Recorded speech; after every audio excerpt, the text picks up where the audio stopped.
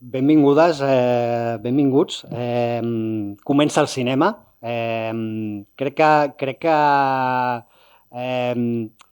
fins i tot en les últimes entrevistes dels últims dies, no sé si t'ha passat molt a tu, Anna, però tothom t'està preguntant constantment sobre la qüestió tecnològica, sobre la qüestió IA i tal, sobre la qüestió ètica, temes absolutament fonamentals, d'acord? Temes absolutament fonamentals que s'han discutit, que han sortit al llarg d'avui, però justament crec que la meva batalla, com a mínim, a l'hora de dialogar amb els mitjans, ha estat justament de pensar què aporta això al cinema, no? És a dir, com contribueix tota aquesta IA generativa amb la transformació, sobretot d'una estètica, la transformació dels plans, no? Em pregunto quin és ara el concepte de pla cinematogràfic, no? De cop i volta amb la intel·ligència artificial, o em pregunto tot aquest treball de reapropiació que sempre ha estat present en la intel·ligència artificial, de cop i volta també, en la història del cinema, i ara què passa amb la intel·ligència artificial. És a dir, crec que estiguem aquí en aquesta sala, que estiguem aquí davant d'aquesta pantalla gran, aboca justament aquesta necessitat justament de connectar-se amb el que és també l'experiència cinematogràfica, és a dir, més enllà de les eines, l'experiència cinematogràfica, no? I per això, justament, que estigui així de ple l'auditori, crec que és una expressió de que, més enllà de les pantalles, ja sabem que vivim en les petites pantalles, mitjanes pantalles, etc., no? Però sobretot de reivindicar que sí, intel·ligència artificial, però sí és cinema i sí volem pensar el cinema. I la millor manera de pensar el cinema justament és una mica amb una sessió que hem imaginat realment... En una sala de cinema, no? En una sala de cinema i justament amb els cineastes. Exacte, sou bastant importants, sí. Us explicarem una miqueta quina serà la metodologia de la sessió.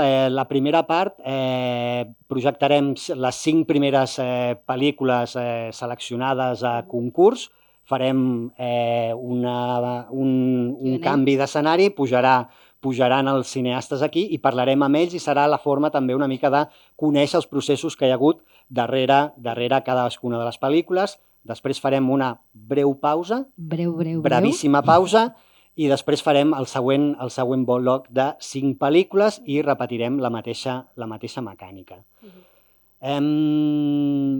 Veureu que s'exploren territoris com l'inconscient, s'exploren territoris com la transcendència, la religió, la creença, s'exploren territoris com les icones del cinema. Sí, totalment. El canvi climàtic una mica, no? S'explora el canvi climàtic. Coses importants. Temàtiques que són absolutament també contemporànies i que formen part de les narratives que també hem de reivindicar, no? De que les imatges no siguin... Funciona? Sí. Que les imatges no estiguin simplement al servei de la pura imatge, de la pura experimentació, sinó també al servei d'una narrativa, una voluntat narrativa, que també és un dels objectius d'aquest festival. Sí, totalment. Veureu que hem intentat amb la curadoria representar una mica el moment en el que està aquesta tecnologia amb diferents aproximacions, perquè pensem que així podíem tenir un conjunt de tot el que s'està fent actualment. O sigui que veureu peces molt diverses, no? Molt interessants. Molt diverses tant temàticament com també estilísticament. És molt important que us fixeu sobretot en aquestes formes que crec que són realment un dels aspectes innovadors en tota la IA generativa. Res, no sé si vols llegir el primer bloc de pel·lícules. Sí, només una mica la dinàmica. Això hi ha qüestions més... Si voleu sortir, sisplau, sortiu per dalt, si no m'equivoco, perquè si no, per no destorbar. I hi ha un cineasta que malauradament no ha pogut venir, Felipe Elgueta, de Recuperar un desierto. Ara us posarem un vídeo i les pel·lícules que veurem ara són DAC, de com es diu? De Rachel Maclean, Després Ripiar un desierto, de Felipe Elgueta. Freitec. De la Pauline, no? Pauline Blanchet. No, m'he equivocat. Bueno... Skopje 2014. Sí. I Sueño finlandés y paranoico, de Jimena Aguilar. Un plaer. Thank you very much for your films. Enjoy the projection. Gràcies.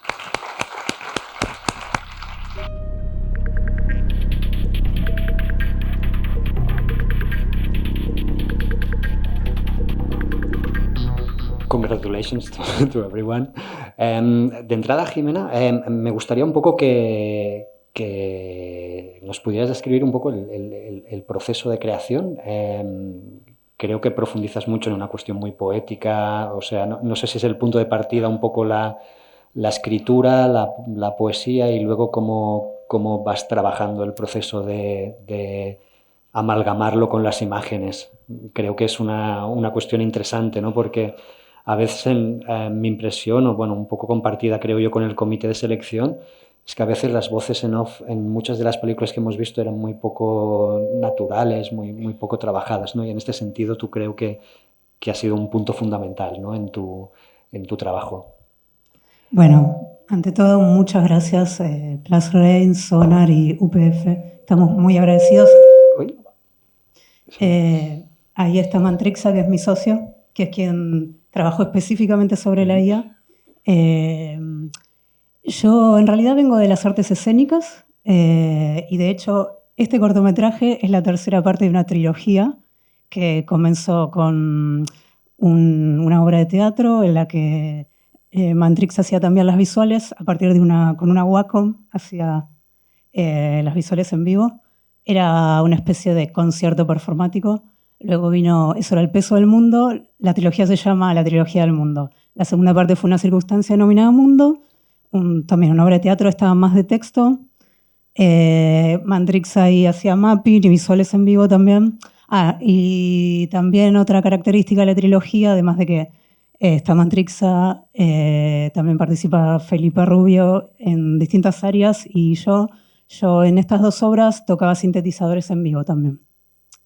Y bueno, la tercera parte ya había escrito este texto, era mucho más extenso, era pensado para hacer una obra, pero no terminaba de tomar forma escénica.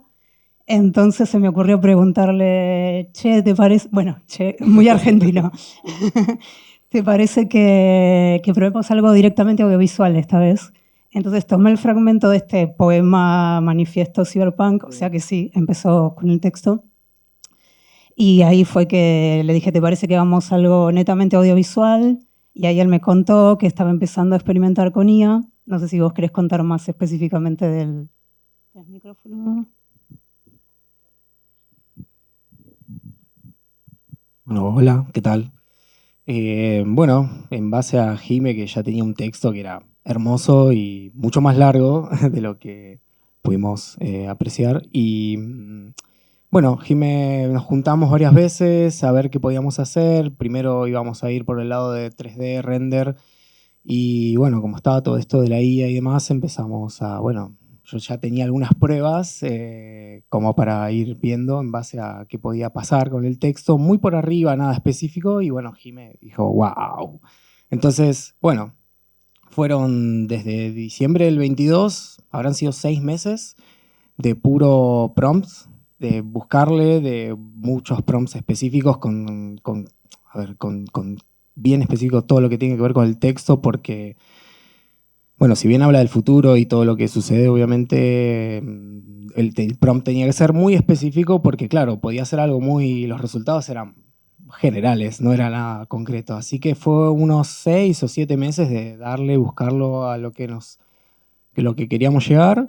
Se logró y bueno, después el último proceso fue todo postproducción, de edición y sonido y demás. Bueno, Jime hizo los sintes, todas las sonoridades de Jime. Así que bueno, ese fue un añito prácticamente de trabajo.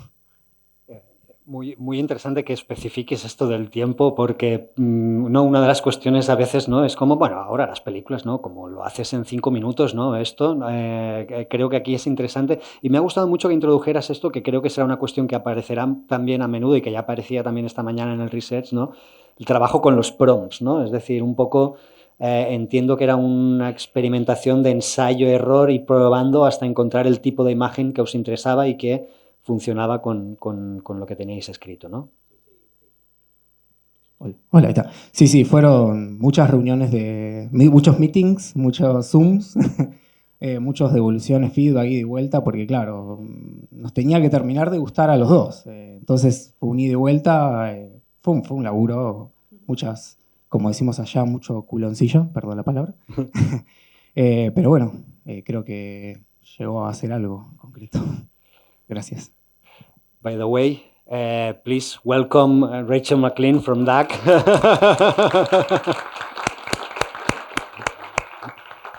Thanks a lot for all the efforts to come here. Yeah, for sure.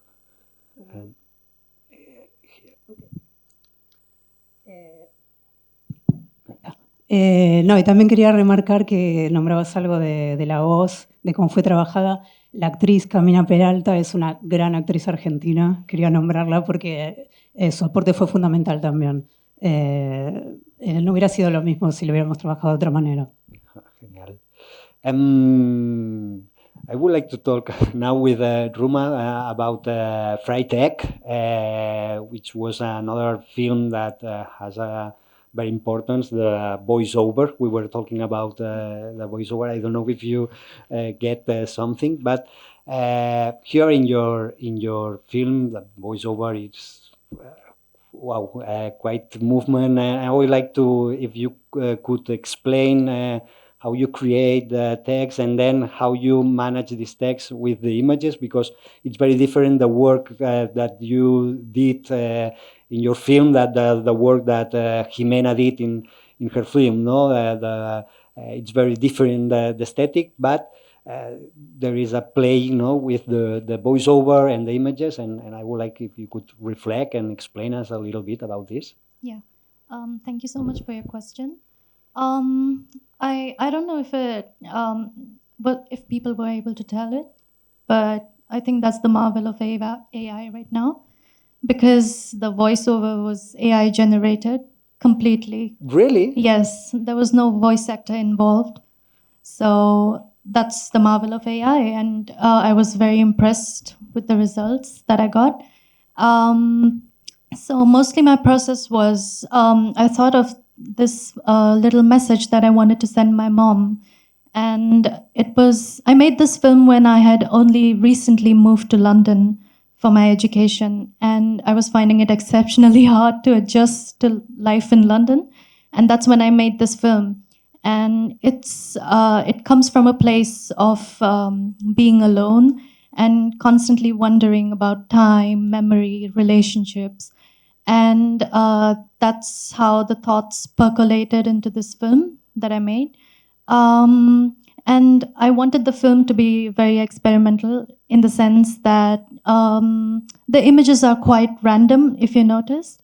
So it's like the narration follows a stream of consciousness style of writing. So it's like whatever I thought in the moment, that's what I wrote down. And that's what went into the script. So it was like I wrote the script in one go, and it was constantly interrupted by those thoughts of, did the egg come before the chicken? Did the egg come before the chicken? And so that's how the narrative style of the film is. And that's why the images are so disconnected in some sense. It's like, oh, there's this one thought, and then suddenly there's another thought that came into my mind. And that's what I wanted to show in the film. So, yeah. Yeah, it's quite interesting because you say something like neuronal, no? That all like reminiscence, no? Like images that appear, and how did you manage the research from the image? How did you work it with prompts or So it was. So I used the AI model called Pika Labs for this project, and most of the prompts are like text prompts. It was very intuitive. Quite literally, or you have to work a lot to find the image? Oh, I had to work a lot to find the right prompt, because the AI model is still under development, all AI models are, it was very hard to get something that I really wanted and something that would more or less make sense in the context of my film. So it took a lot of trial and error. Some of the images, they were generated using image prompts as well. So you feed in an image and you put in a text prompt to manipulate the image to your liking. So that's how the visuals were generated. And about the voiceover, there was this website, there's an AI called 11 Labs, where you choose the accents, you choose the people speaking, you choose the kind of tone of voice that you want. So that's what I did, and that's how I got the voiceover as well. Okay, thank you. After that, if you want to make some questions, there's no problem. But first, I would like to talk about Skopje 2014. Before the screening, I was chatting a little bit with Pauline, and she explains me, that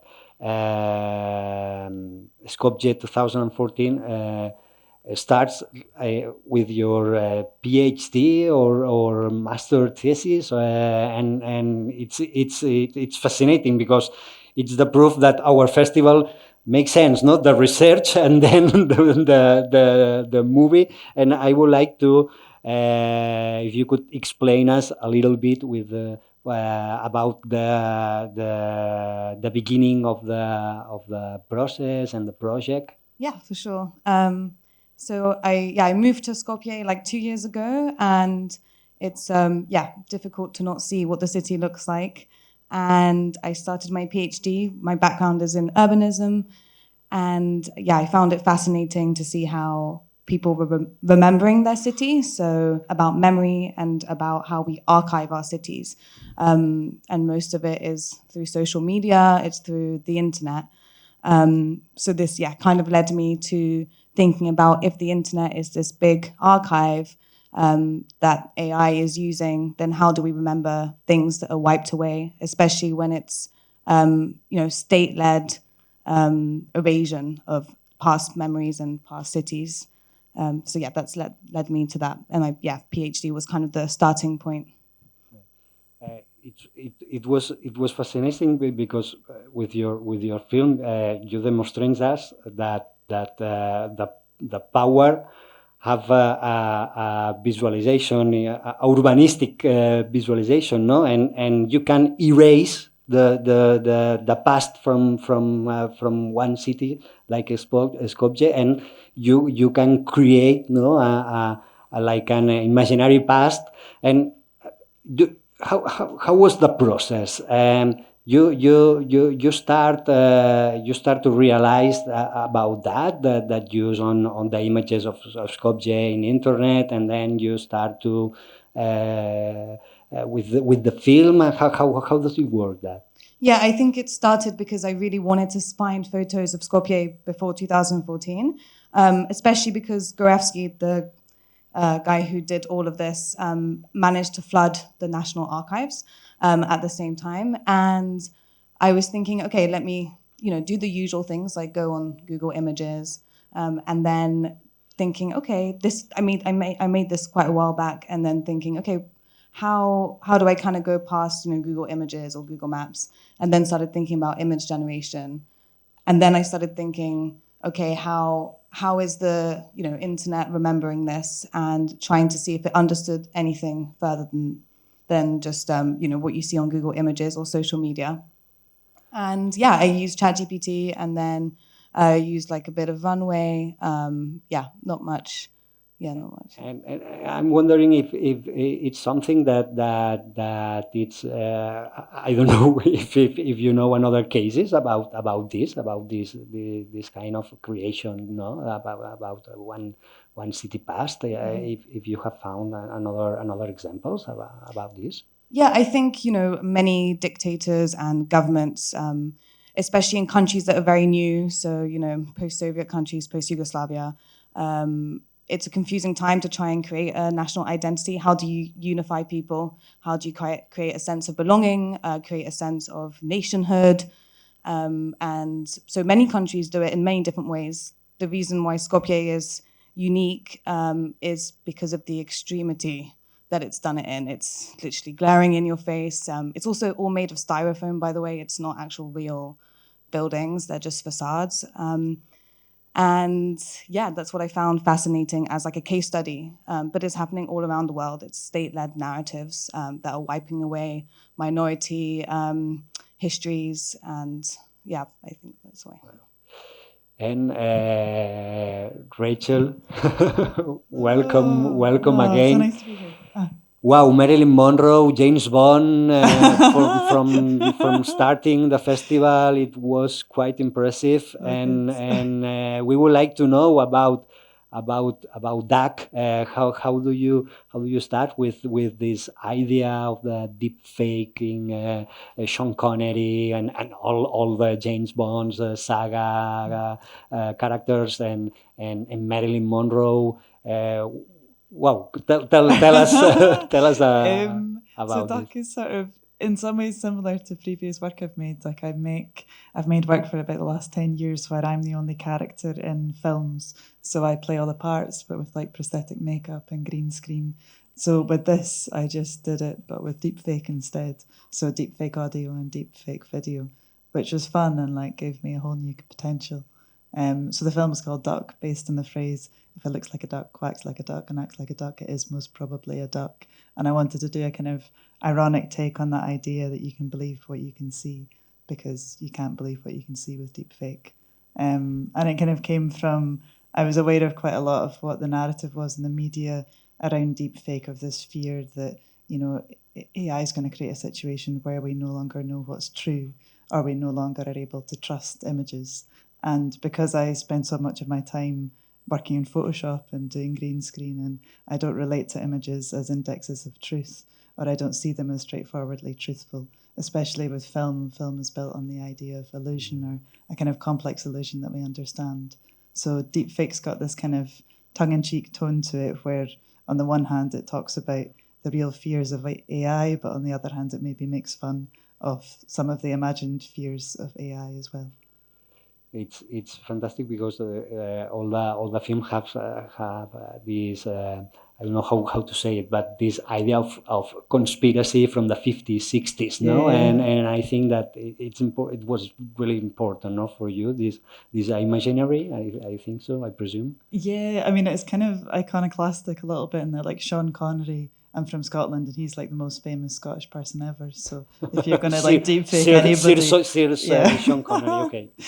And I was kind of interested in Bond because AI, I think, and deepfake is an essentially or inherently destabilizing medium, and there's something very stable about Bond in the sense that, like, there's no character arcs in Bond films. He's just the same at the start, same at the end, and also it's totally stable historically. Like they keep making new Bond films, they change the Bonds, but essentially he's the same character. Yeah. So at some level, I thought I could play with this idea of the stability of Bond and also this kind of status quo stability of the kind of like white British middle class, middle upper class man, but also play with the kind of stability of the fact that, you know, you never even seen Bond like sweat or shake or look nervous, or you can do very simple and things with him. Crying, James Bond crying. It was what?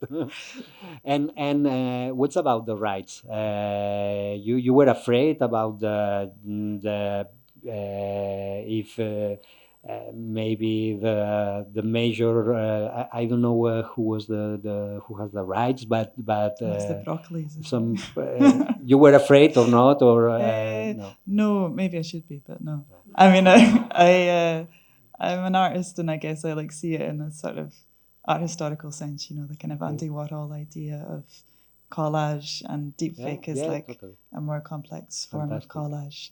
And also, I think it's intention too. A lot of the actors I'm using are dead, and also I'm not using them because I would ever want to use the real actor. I'm using them because they're deep fakes. Yeah. And in the film, there is an intentional play on the idea that they are deep fakes, and some of them actually know they're deep fakes. So you're not supposed to ever believe that they are the real actors. Nice.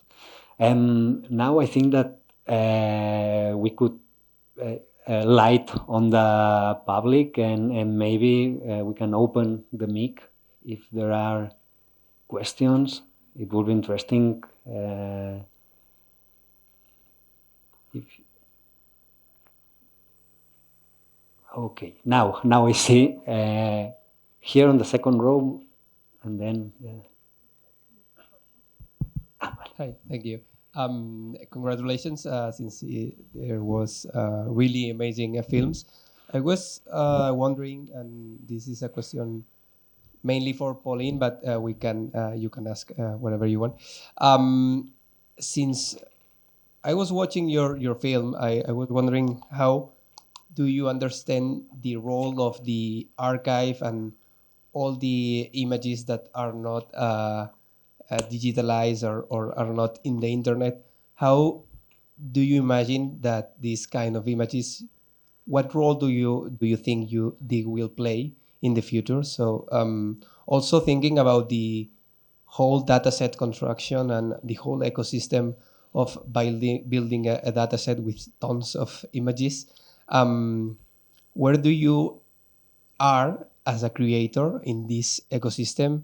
If you're trying to change or modify these datasets, if you consider this important of will have the ability to modify or to know what datasets are based these models, and what role these kind of images, archive images, also for example analogic images, what kind of role do you imagine in the future with AI technology disrupting in cinema? Thank you. Thank you. Yeah, great question. I think there's huge potential, for example, for using archive that hasn't been digitalized yet, to digitalize it and create a data set from that. But that should be led by kind of, an independent group or university. I think there's, huge potential in that way. I think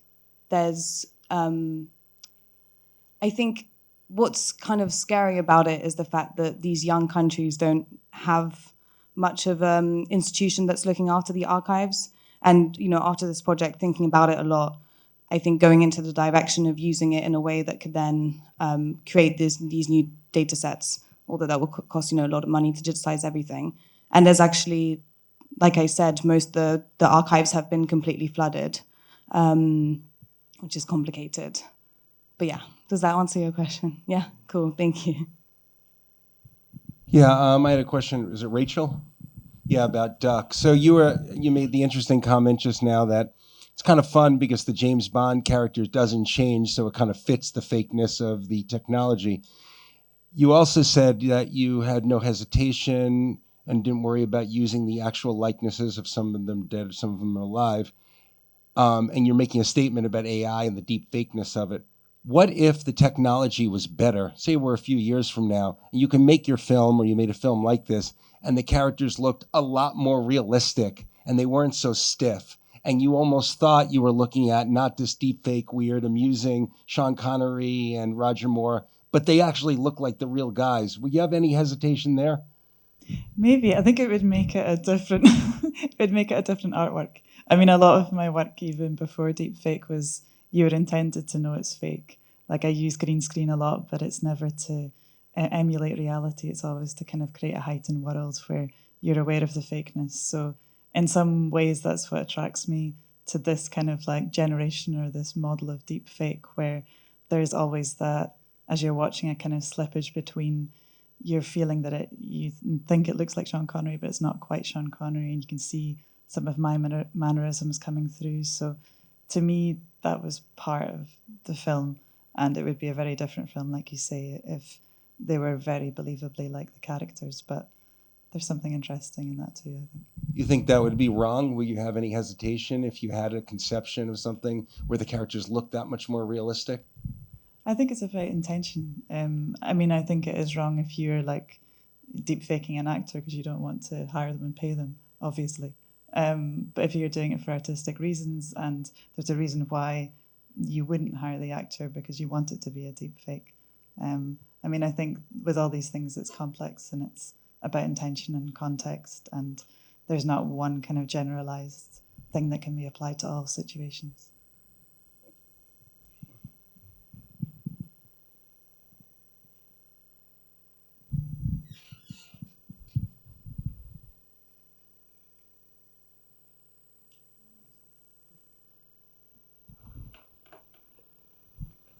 That will be the last question, okay? Because we have to do the break, changing the scenario, going to the bathroom, and then coming back. El micro, ¿sí? Yeah. Yeah, it's a very short question, but I would be interested because there's a very big scope in terms of how much work or how much time went into it. I would really be interested in Freitag, for example, how long you worked from first idea to having something finished, and then from Rachel too, because it looks like there's a lot of, if you saw the credits, a lot of people involved, a lot of work involved. How much time did it take also there from first idea to have something that you can show here? Thanks. It's a little embarrassing to say, but 18 hours. I had a submission, and this is my first time doing this over here, and I'm just a student who stumbled upon AI, and I was fascinated by it, and I was like, let's make an AI film. Why not? And the submission was due Monday at 10 a.m., and I started Sunday 12 p.m. right from the script. And for that, I have to thank AI, because if it were not for AI, I wouldn't have made the submission. So yeah, 18 hours. So I hope I could do my best in the time I was given. Thank you for your question. Rachel, no? That's it. Thanks. It took, I think, about 2 or 3 years.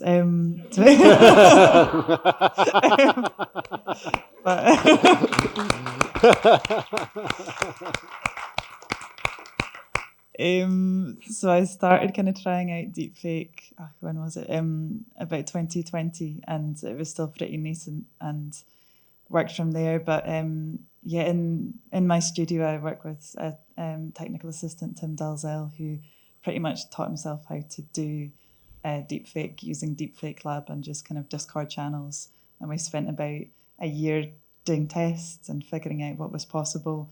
And I pretty much wrote a script based on what the technology could do. So I was kind of writing the script as we were doing the tests. And I also worked with Edinburgh University on the deepfake audio with a researcher called Martin Disley, who took a model from UberDuck and adapted it, which was also kind of, we had no idea whether it would work or not, but I think it worked and didn't work in a good way, and that it's like sounds kind of robotic and weird, but I like it. And then the shoot took time, and I spent ages trying to like decide how thick my neck needed to be to like put Sean Connery's head on it believably.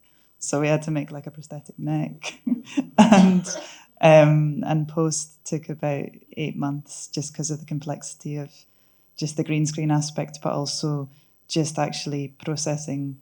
I think it was like 2 minutes of deep fake took about 2.5 weeks. So we had about like 4 or 5 computers going simultaneously, and often you would get out the thing after 2.5 weeks and it wouldn't have worked, and you had to start again. So it was like stressful, but but yeah, thank you. Well, thank you very much, Jimena, Ruma, Pauline, and Rachel.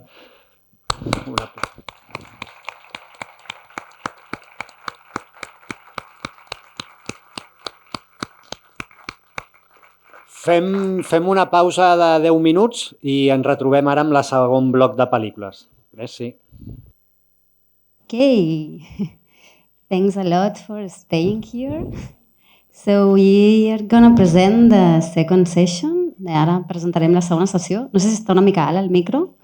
We will see 5 films. The first is Time Metallurgist from Tomáš Rampula.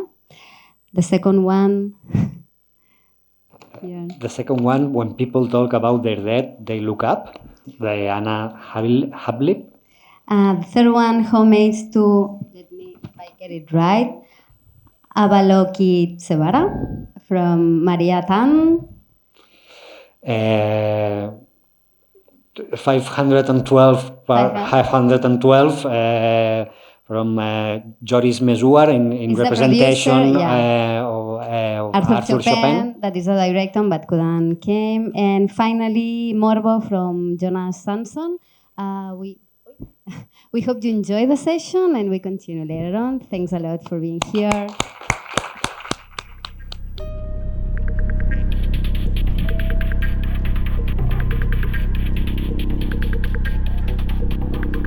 Okay, so thanks a lot for these films, and we will open the discussion to the public.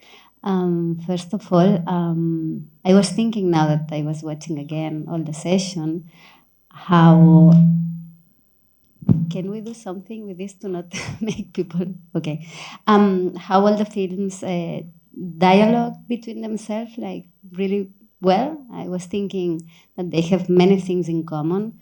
One of those is memory. I think all of you, in a way, in a more personal way or more political, more collective way, you were thinking about memory. I was wondering what come first, the need to talk about memories or the use of the technology. In particular, I was thinking about your movie, Time Metallurgist.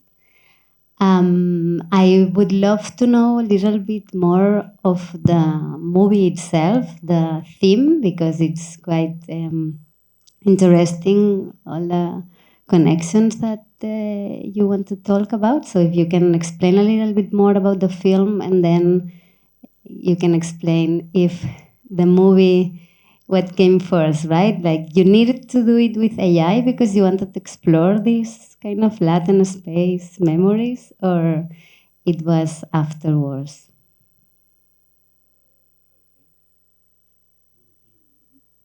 No, I think they hear me a lot. Well, but not you. I think if it much can better. go down a bit. So it's difficult to say because I started using before that more or less some procedural processes, like mainly some game engines, because I always called it some kind of a shortcut. Like I'm not the person which would try to create everything from scratch, but I like the dialogue I can have with the tool, the instrument. So if I'm going to use these procedural processes, I can create a fire, or I can create, I don't know, fog, all those things, quite simply. So that was the first step, but actually it started with something like the beginning of cinema, with Edward Maybridge. Then I realized that having Maybridge, like I remember something about bisons, and the bisons and how they are running over the earth, and then I came up with the idea that it's actually a very nice massage for the earth, and the earth is pleased with the steps and how they are grabbing the back, and out of a sudden they are all exterminated. Like, I mean, some 40-50 millions of bisons were killed within 20 years just to build the railway crossing the states. And who was behind that? Then I realized that behind it was Leland Stanford. And that guy later on also established university in Silicon Valley. And then I realized that everything is going in some kind of a really strange loop. And that everything is happening on the Earth, which eventually called rather Mother Earth, because it's living entity, which is somehow like has to deal with all the human destruction and trying to exterminate all the precious metal and minerals we need to power our AI. So that was rather circle than anything else. Like, I don't think that there is anything at the beginning. Though we can ask like egg or chicken, but maybe it was some dodo chicken. Okay, and just I will move forward, but I wanted to ask you also about the sound, how you approach the sound design, because I think it's pretty awesome how you made it. So there is AI involved in the process? I'm afraid In not. this case, there is no AI within No process. It's completely in hands of one Portuguese artist, I would go, like sound artist. But we work a lot together with the imaginary, how they are changing, and there are some kind of dust, grainish elements which are part of the desert. So that the point was like somehow to get it into the movie also through sound. And I think that she did an amazing job. I mean, I didn't hear it so well when I was sitting there, but it's a different story. Okay, thanks a lot.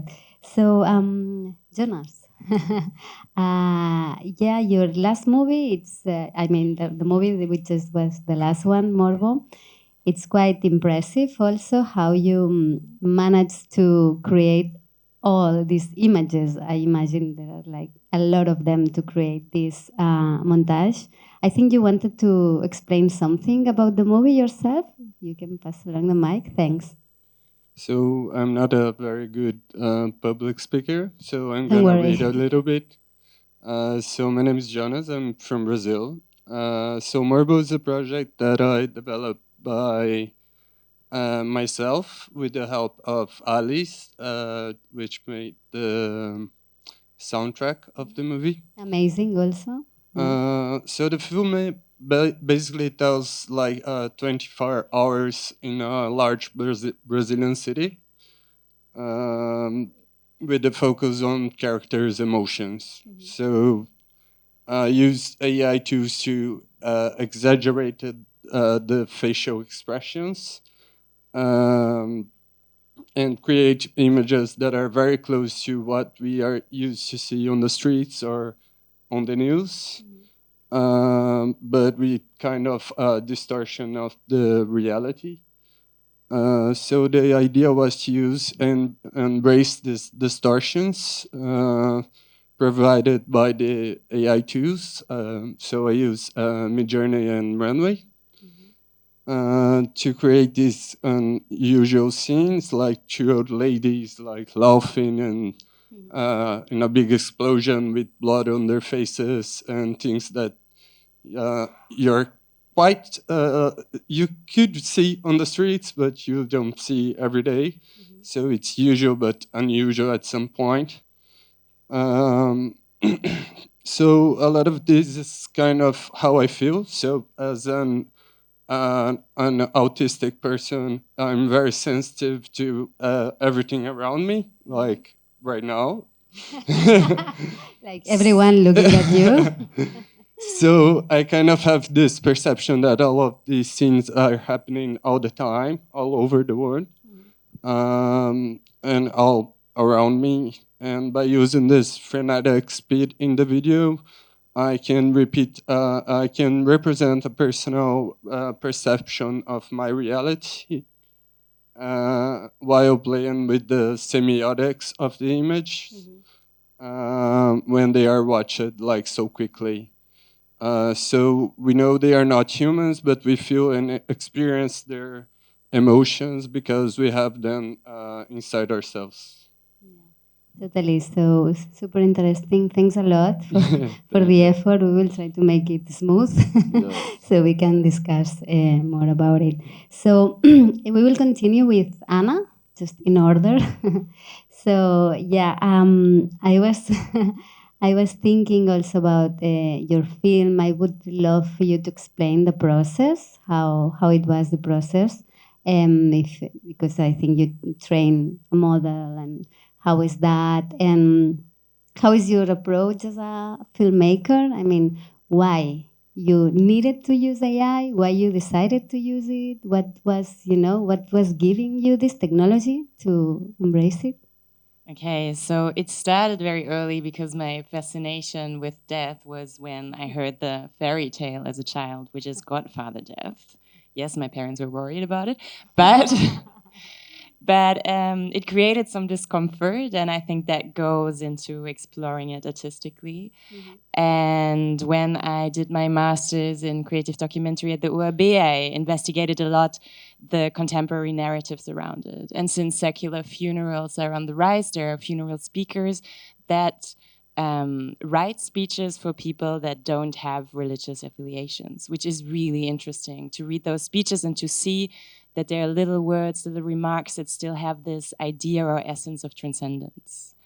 But then I also wanted to look at it from a visual point of view, and then again to understand, but what actually is happening with the body? What happens when it decomposes? But at the same time, then, have images for this new collective imaginary that somehow is shaping. And therefore I chose like infrared images that I trained the model with, because for me somehow there was a correlation with like this temperature we don't see but we feel it. And that's how I approached it. And when you say you trained the model, how you did it, how many data set that you collected, where it came from? It was like a long process. You did it how? We want to know more. It was actually very easy. Yeah, but no one knows. It was, I think, around 20 to 40 images that I found. And then it's all, you put it in there and then... Yeah, but you did it with Runway, for example? Like it did it with Runway, exactly. It's very model? easy. It's like a very simple interface. It's quite easy to do. But I mean, you decided to train it because you tried before and you were not getting that aesthetics. It was out of frustration, or no? Because all these processes, as we said before, I mean, there is a lot of frustration in it because you type something and it's difficult to get what you have in your head. So yeah, exactly. Like whenever I entered infrared image, it didn't work out as I imagined it. And also with the prompts, the more specific I tried to be, the more frustrated I got.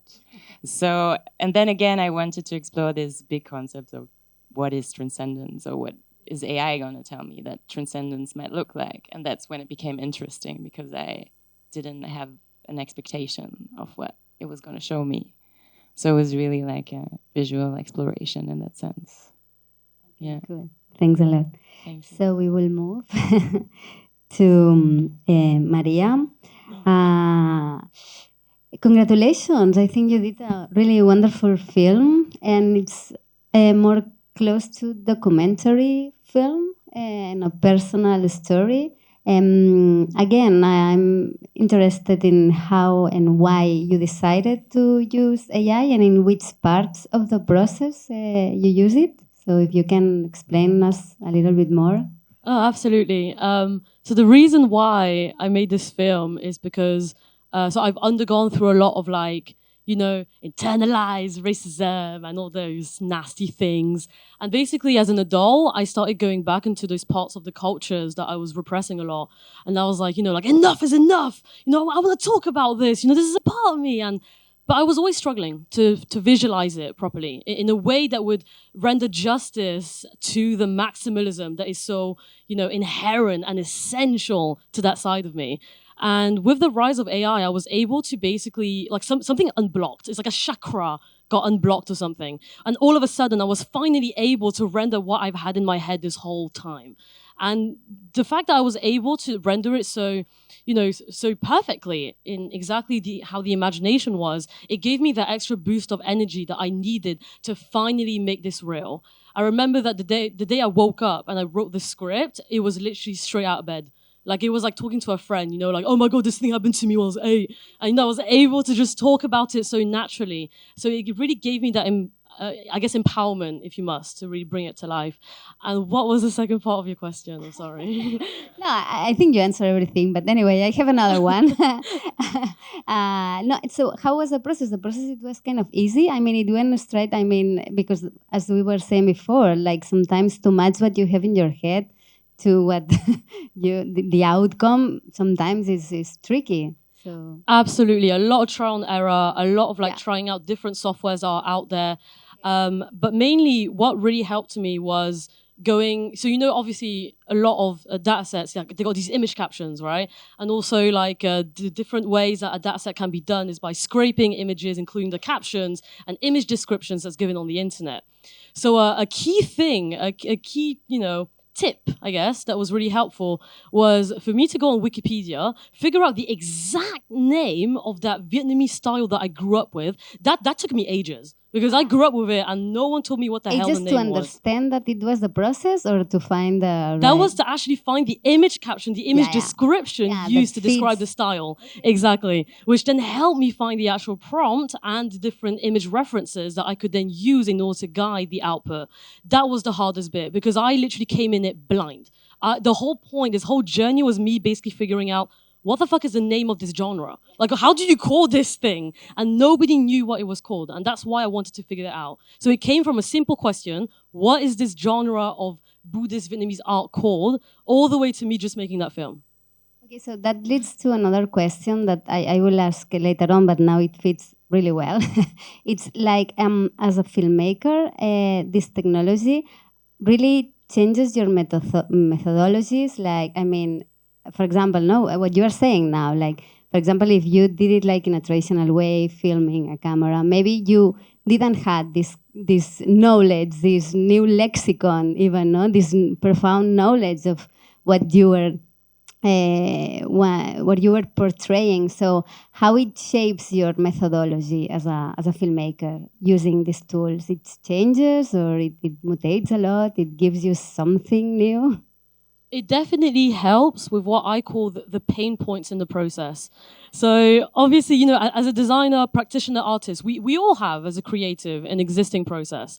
But we also, within the process, have areas that we find difficult, either because it's time consuming or because it's expensive or simply because we find that it's not aligned to the skills that we have. And so what was fantastic about using these tools is that it definitely changed the way that I approach moving image as a filmmaker, because it helped me solve those pain points. It made me go back in my process and just kind of write it down, like, okay, what do I do from A to Z for me to go from an idea all the way to an output? Okay, great. What do I enjoy doing in that process? Okay, what are the areas that are nasty and difficult that I want to get rid of? Can I use AI for this? Oh my God, I can. And so it's literally one of those where it helps me enhance that existing process that I have, simply because it is, just getting rid of those roadblocks that are in front of me. But the one thing that I think is key is the idea of discipline. Obviously, there's this idea of you can't be too over-reliant on the things that simplifies your output, because sometimes the simplification will come with the fact that it, can dilute your original idea and concept. So I feel like when you have an existing process as a designer or artist that is strong, it helps you, use that sense of discipline to really guide where you can use those different tools without it getting in the way of the originality of your idea, I guess the core of it, the core of the idea. It doesn't corrupt it. Sounds nice. Okay, so thanks. Joris, Yes. so I think you are the only producer in the room. Yes. So how was it? How was the process? I mean, you notice some difference in working with AI in this sense? The filmmaker, how was it? The main difference was the post-production. Since we started with Arthur bringing 1,000 of pictures, wanted to make a documentary about AI, and we directly go on editing the documentary, and we were trying to create a story directly with images he has with him. So the post-production started at the beginning. And it was a long process? 5 months.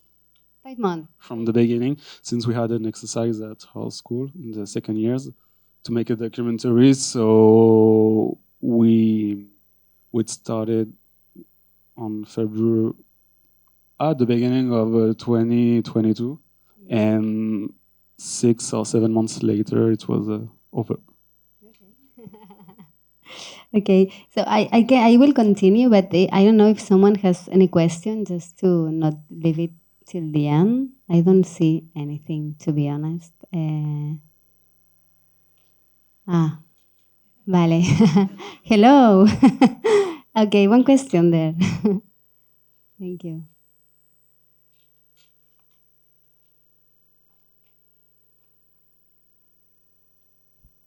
Hello. Yeah, so first of all, congratulations to all of you. Like, I really loved all the films.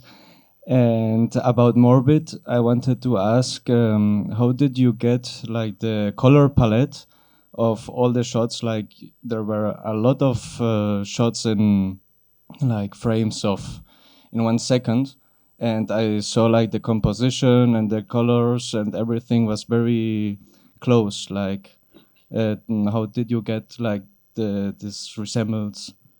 By prompting a lot until I got to a result that I like. So I started doing the scenes that are on the beginning of the movie. So it's the people on the street. So I started to try to achieve something in a way where I could have a lot of red. Red is the main color of the film.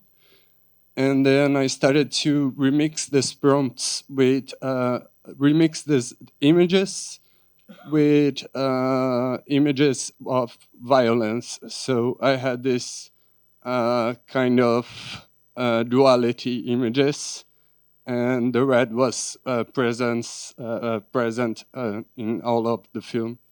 So basically, by finding the initial prompt and repeating and remixing on Midjourney. Thank you.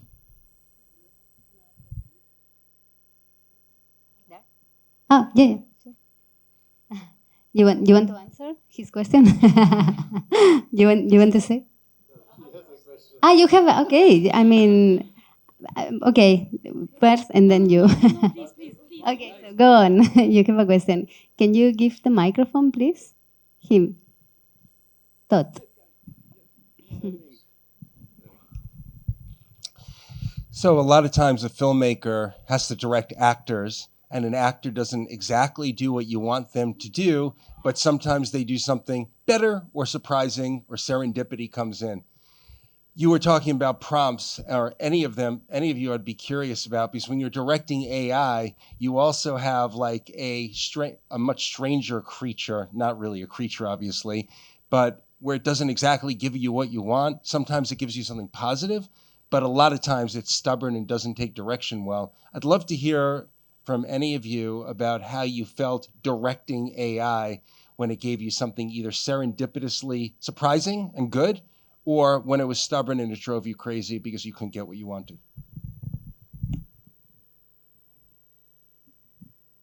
It's a bit like Babylon Tower, because I started 3 years ago or 4 years ago approximately. There was something called disco diffusion.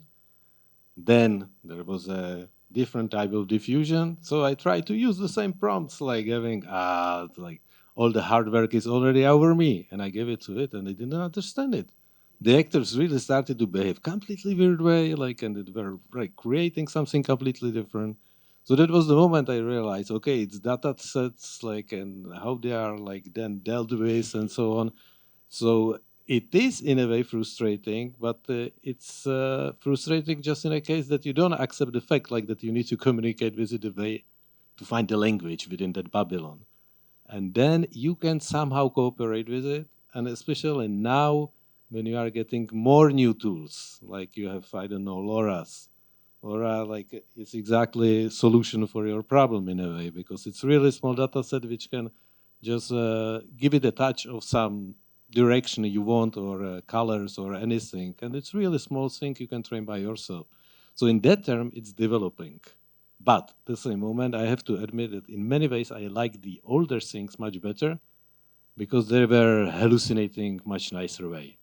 Now it's becoming sort of real, like photogenic, like journals, but eventually it's getting really boring the same moment, because it's cutting off, like it's going the peak, like that's the statistically the most beautiful woman, then it's a bit less, but I'm interested in the parts at the end, but they are not enhanced like and then eventually the problem is the same as was at the beginning. You cannot talk to it so much.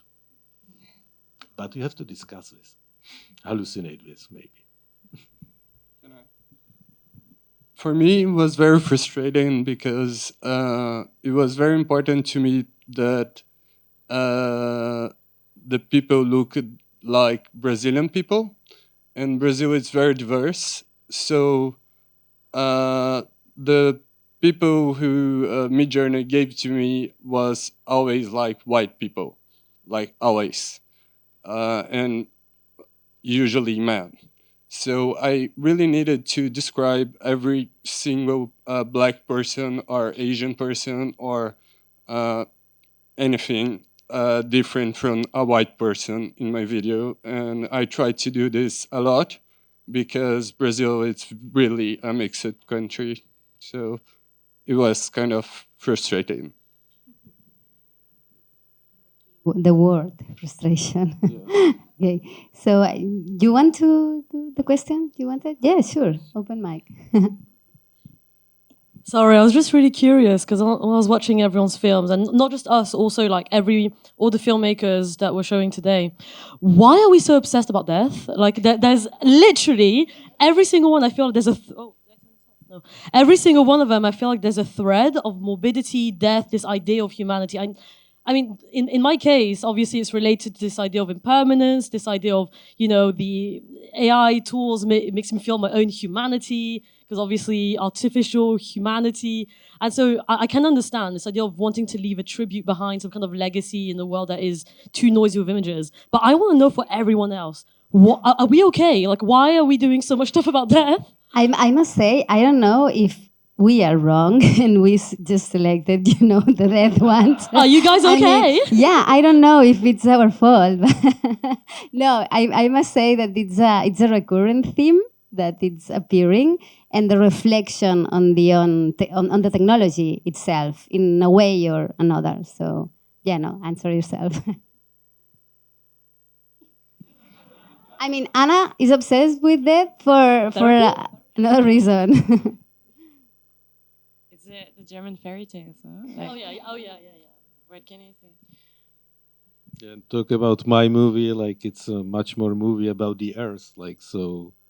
Then we turn to ashes, like, and I don't know how it goes exactly. Like it says, like at the end of the funeral, quite often that memento mori, and you will turn into ashes. Like, in other words, like all this our struggle, like goes back.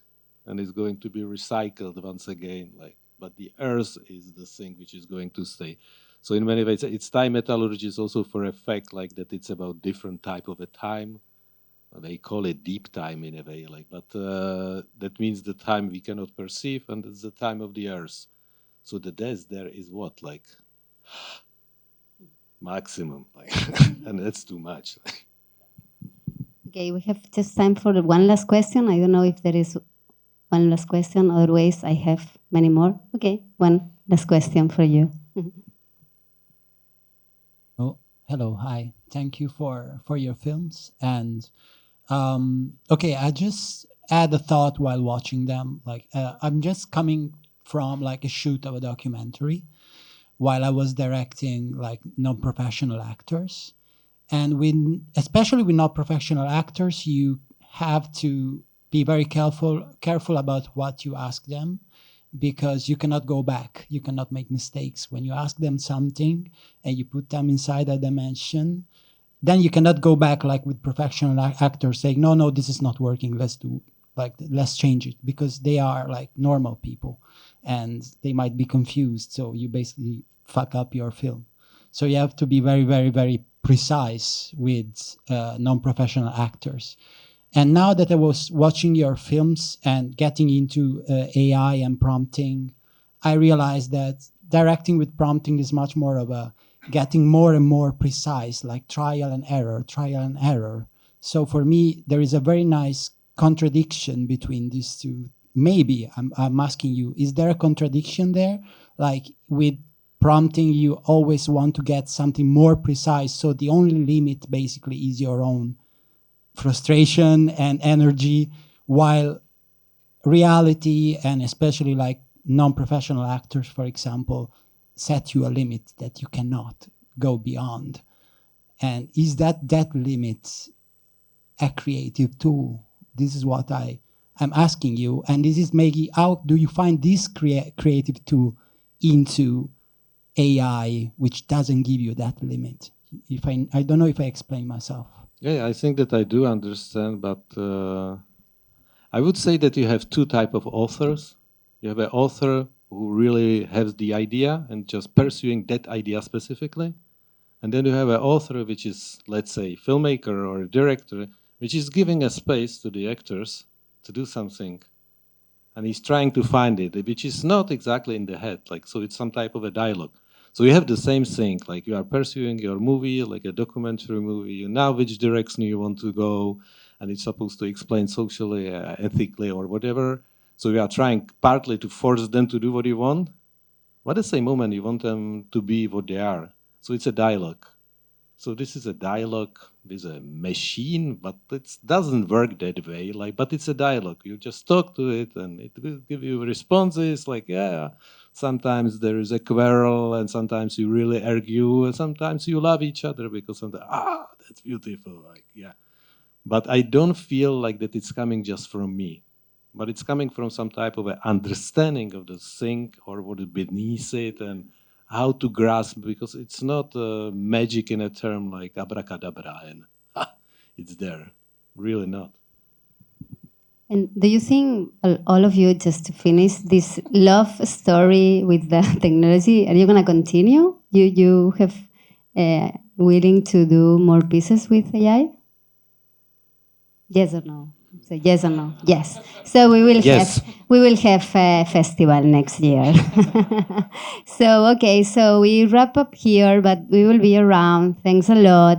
I remember that now we have the live session at 8 o'clock, if I'm not mistaken, in Arsenal. And please remember that this year we grow up. And tomorrow we have a session again in the morning, research session, which it will be focused on processes, creative processes. You will see amazing demonstrations.